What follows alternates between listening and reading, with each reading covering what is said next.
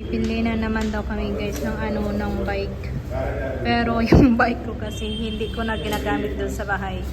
Kaya bumili siya para masamahan na rin ako mag-bike. Kasi dati ko pa kasi sinasabi sa kanya na na mag-bike kami. Hiramin niya yung bike ng kapitbahay namin o yung friend niya. Kaso nahiya man siyang hiramin. So ngayon, ito na naman kami sa mga bike. Bibili na naman kami. Pero after 1 month kasi uuwi na naman siyang probinsya. Wala na naman to. Parang ako lang din nung una guys. Yung parang una lang yung bike ko ilang months. Pagkahuli is wala na. Hindi na naman ako ng bike. Naka-standby na naman yung bike ko doon sa parking. So ngayon, namimili siya ilang bike na napili niya. Siguro 4 to 5 na bike na yung pinili niya. Pero out of budget pa rin kami guys ha. Ayan, ito sana guys, okay din sa akin. Pero ang laki kasi ng gulong niya. Sa akin kasi is walang gear. Yung sa kanya kasi ngayon na binili niya is may gear. Kaso lang, ang gusto ko din yung same na may gear pa guys. Pero medyo mabigat siya. Ayan siya guys, oh, medyo mabigat. Sana tuloy-tuloy na to guys. Masamahan niya ako. Kasi minsan is, halimbawa, tuloy-tuloy na kami, no? Tapos, mawawala na naman kasi minsan is tamad siya. May times talaga na gusto magpahinga. Susunod na araw, isasama yung panahon. Wala. Na ano talaga, nasisira talaga yung workout namin o nasisira talaga yung morning routine namin. Kung dati is lumalabas kami, nagja-jogging kami everyday sa park. Ngayon, wala na naman guys. Nasa bahay na naman ako. Lumaki na naman ako, lumubo na naman. Ito yung type ko, pero out siya sa budget guys. Tapos, no.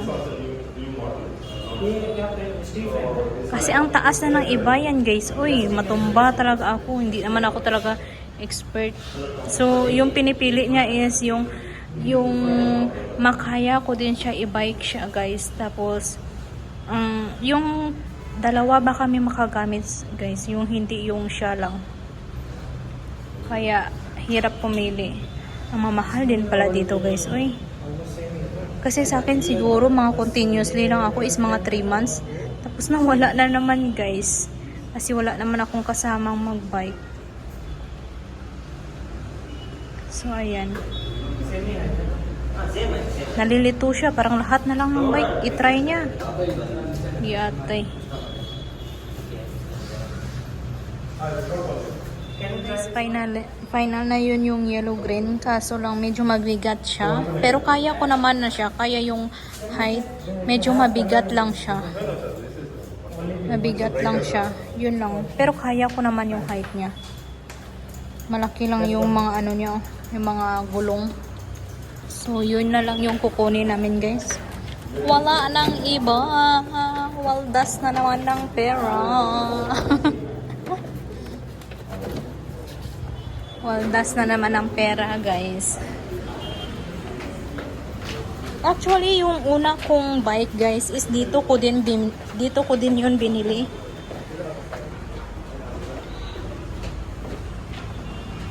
So guys, bumaba lang ako kasi may bibilihin lang ako dito sa supermarket. Tapos uuwi na rin kami. Parang mukhang ako yata magdadala ng bike guys. Giyatay na yun. Kung hindi lang sana ako nakapantalon guys, is kaya ko yun mabike. Kaso medyo masikip kasi yung pantalon ko, nahihirapan ako. So tingnan ko dito kung bukas pa yung kanilang supermarket. Bibili lang ako para doon sa lulutuin ko bukas. So guys, wala akong nakita na bibilhin ko dito sa grocery store. So ipapadeliver na lang namin yung bike na binili namin. Kasi doon na lang ako bibili malapit sa amin na grocery. Kaya hindi ko siya madadala yung bike na ako lang. So ipapadeliver na lang namin, 100 rupees yung bayad. So dyan lang kami bumili guys ng bike. Dati dyan din kami bumili dati yung sa akin, no. Dito yan, no. Dito kami minsan nagme-merienda kapag 11 or 12. Yung dosa. So dyan yung dosa nila guys. Ito. Ayan, malapit na siya sa Kalsada Highway. 'Di ba?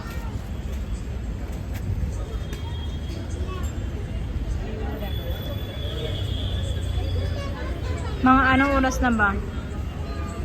Mga 7 or 8 na siguro.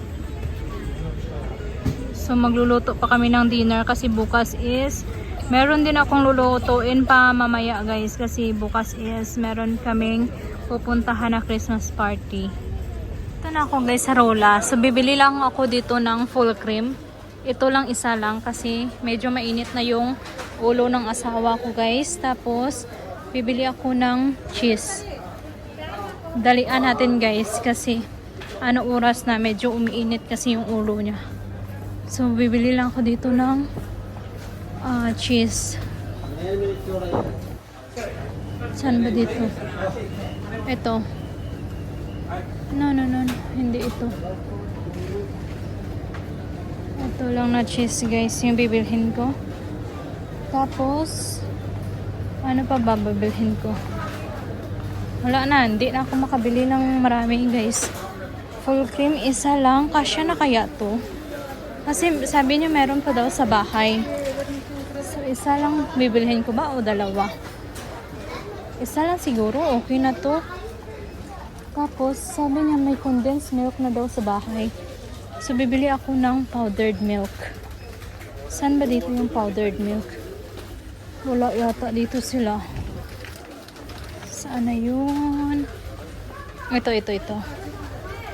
Ito siya guys, pero sobrang laki. Ito, sobrang laki. Wala sila. Ito. Magkano to? 400 giyatay 400 siya guys, sobrang dami. Ito is magkano to? 235. Ito na lang kaya bilhin ko, pero kailangan ko tingnan yung kanyang expiration. Expired niya is July 24 pa. Tapos ano pa yung bibilhin ko? This one pa. Done? Ha? So, ayan na guys. Kompleto na kasi. Naabutan niya ako guys. Daming tao ngayon guys. Naabutan na niya ako. Medyo mainit yung ulo. 2 pieces. Are you sure? Because when I cooked last time, it's already open only one. I trying to find, I didn't see anything. I have wait. I have arranged your new Coke bottle. Left side of that, did you see? No. Okay, But I didn't see. let's bring it. But Yeah, 2 pieces are still there. Yeah, that's why just one I have.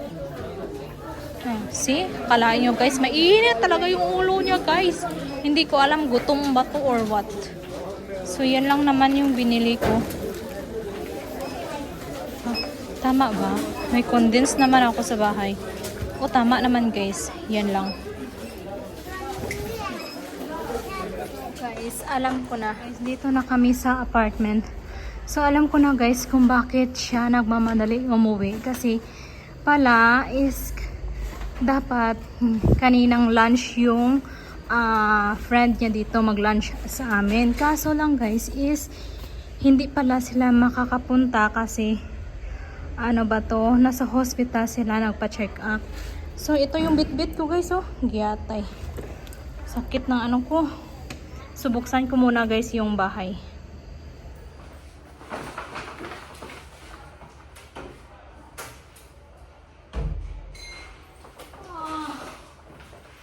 Grabe guys.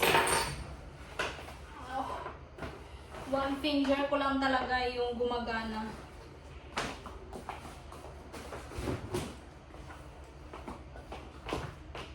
Kaya pala guys, nagmamadali siyang umuwi kasi dito pala magdi-dinner yung kanyang friend guys. So hindi niya naman sinasabi sa akin. Kaya na-curious ako.